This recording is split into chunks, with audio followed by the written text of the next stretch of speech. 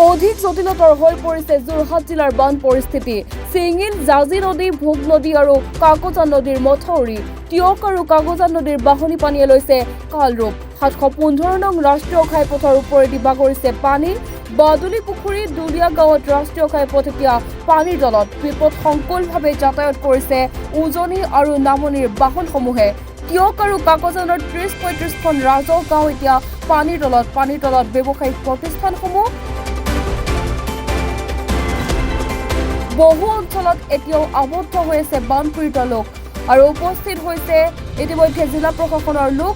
NDRF আৰু SDRF বাহিনীৰ উদ্ধাৰ অভিযান অব্যাহত আছে। এই সন্দৰ্ভত আমাৰ টিয়কৰ সাংবাদিক বিৰাজ বৰাৰ এক প্ৰতিবেদন আছে। ইয়াৰ পৰা যি বানপানী, 5খন খৰচোতা নদী বানপানীয়ে যি গোটেই টিয়কৰ সমগ্ৰ টিয়ক কাকজান অঞ্চল বুঢ়াই পেলাইছে। মই বৰ্তমান উপস্থিত আছোঁ কাকজানৰ 37 নং ৰাষ্ট্ৰীয় ঘাইপথৰ বাদুলি পুখুৰী অঞ্চলত আছোঁ। ইয়াত মই কেমেৰা সহযোগীক মোৰ পৰিৱেশটো এবাৰ দেখুৱাবলৈ কৈছোঁ যে যি 37 নং ৰাষ্ট্ৰীয় ঘাইপথ কালি যি নিশাৰে পৰা প্ৰবল বানপানীয়ে এটা পথ ঘূৰাই পেলালে, বাকী এটা পথ বৰ্তমান যান বাহন চলাচল কৰি আছে। যদি বৰ্তমান দুচকীয়া বাহনসমূহ পানীৰ সোঁতে উটুৱাই লৈ থকা দেখা গৈছে।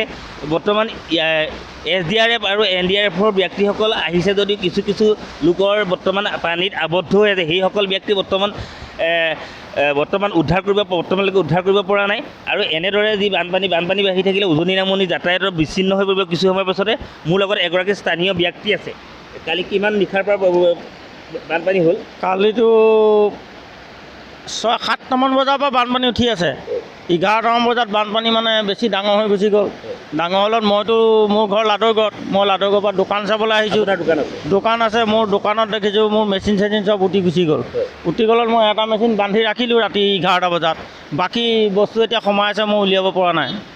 বাকী ব্যক্তিসকল, ইয়াৰ স্থানীয় ব্যক্তিসকল, জিলা প্ৰশাসনৰ লোকসকল আহিছে নাই, এতিয়ালৈকে বৰ্তমান মই দেখা নাই। কালি ৰাতিও মই আছোঁ, মই কিন্তু এতিয়ালৈকে পোৱা নাই এই পৰ্যন্তলৈকে।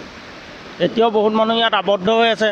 সেই আবদ্ধ মানুহখিনিক এতিয়া কেনেকৈ উদ্ধাৰ কৰে সেইটো এতিয়া প্ৰশাসনৰ আহিব লাগিছিলে, কিন্তু অহা নাই এতিয়ালৈকে। হয়, ইয়াত বহু মানুহ তেওঁ জানিবলৈ দিছে ইয়াত যে বহু মানুহ বৰ্তমান পানীত আবদ্ধ হৈ আছে। সেই ব্যক্তিসকল বৰ্তমান SDRF বা NDRF বাহিনীয়ে তেওঁলোকক উদ্ধাৰ অভিযান কৰিব পৰা নাই।